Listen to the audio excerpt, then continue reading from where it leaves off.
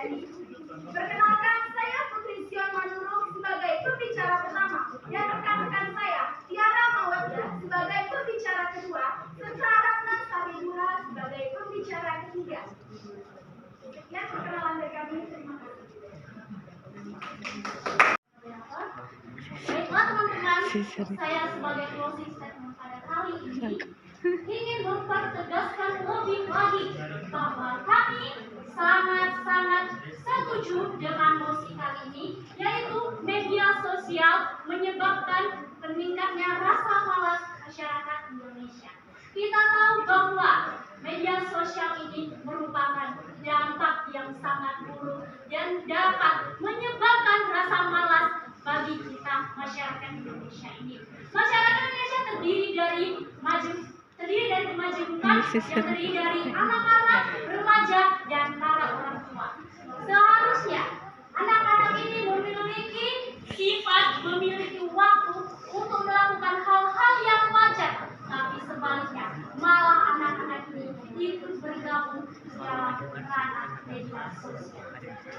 Generasi penerus bangsa ini, anak-anak adalah generasi penerus bangsa. Dasar generasi penerus bangsa kita.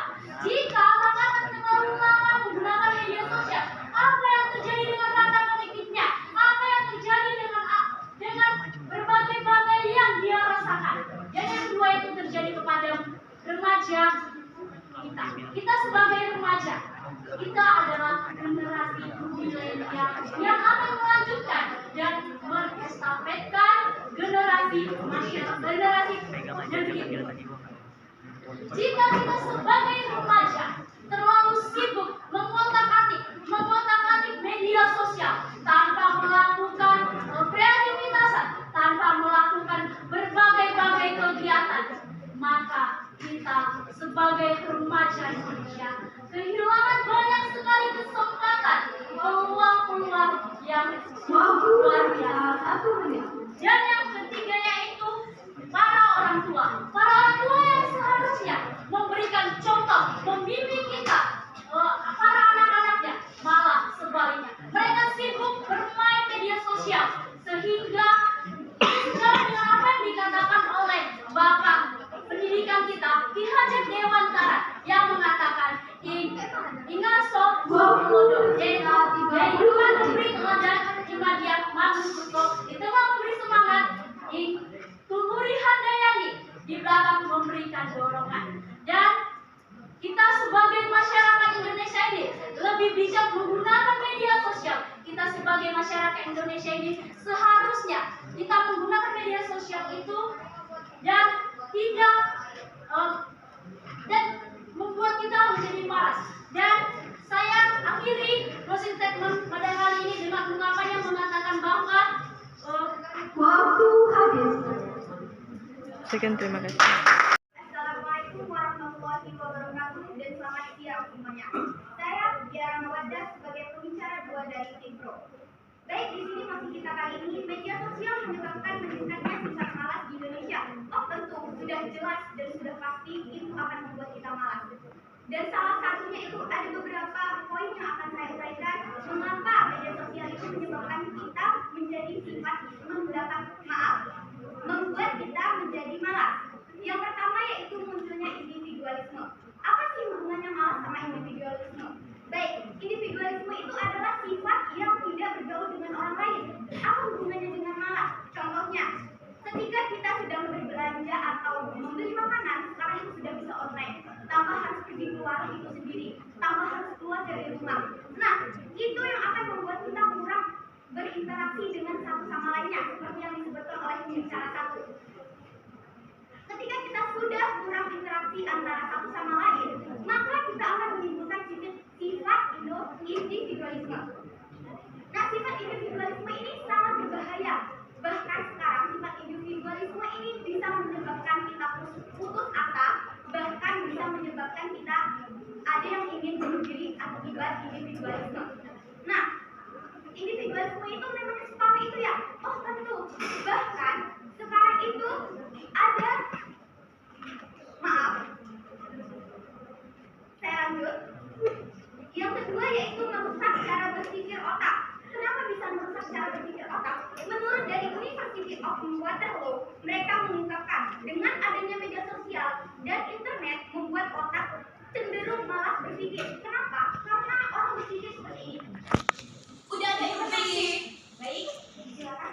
Baiklah Dewan Juri yang terhormat, sebelumnya telah disampaikan oleh pembicara 2 bahwa media sosial ini membuat seorang individu menjadi lebih susah berinteraksi dan menjadi seorang individualisme.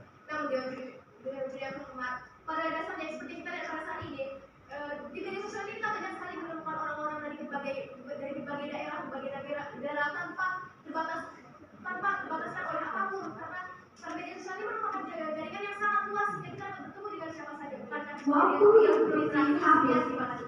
Baik, ini sama menyangkut dengan poin saya yang ketiga, yaitu menjauhkan yang dekat. Kenapa bisa menjauhkan yang dekat?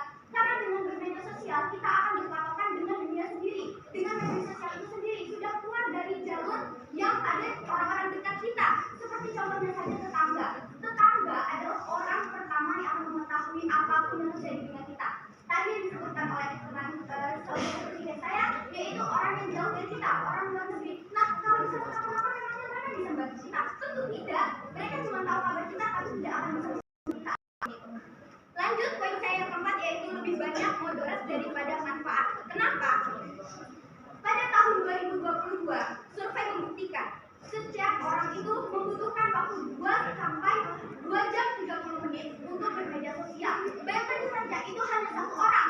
Coba dikalikan dengan beberapa orang. Bisa 2 jam 30 menit itu kita gunakan untuk berkreasi, membaca buku, tidak harus bermedia sosial. Karena di Indonesia ini kita membutuhkan remaja yang menghasilkan karya, bukan hanya yang menghasilkan, kita itu membutuhkan media sosial. Kita membutuhkan remaja yang memiliki karya, bukan remaja yang hanya bisa mengomentari hidup orang lain sebagai netizen. Karena di media sosial sekarang sangat banyak yang menjadi netizen. Baik, selanjutnya, dan dampak negatif lainnya, terdapat kasus pada tahun 2022 pada 10 April. Kasus anak yang menganiaya orang tuanya sendiri akibat tidak diberikan paket. Dia padahal seorang ibunya ini adalah seorang pemilah minyak, tapi dia tidak terima karena memiliki uang membeli kuota itu hanya tidak cukup bagi dia. Jadi dia merasa berang dan dia menganiaya ibunya.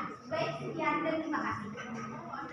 Kita semua salam Om Swastiastu, Namo Buddhaya dan salam kebajikan.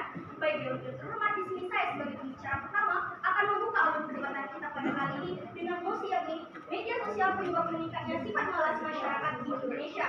Baik, yang terhormat, di sini saya akan mendefinisikan beberapa kata kunci yang akan saya sampaikan. Yang pertama itu media sosial. Menurut Kamus Besar Bahasa Indonesia, media sosial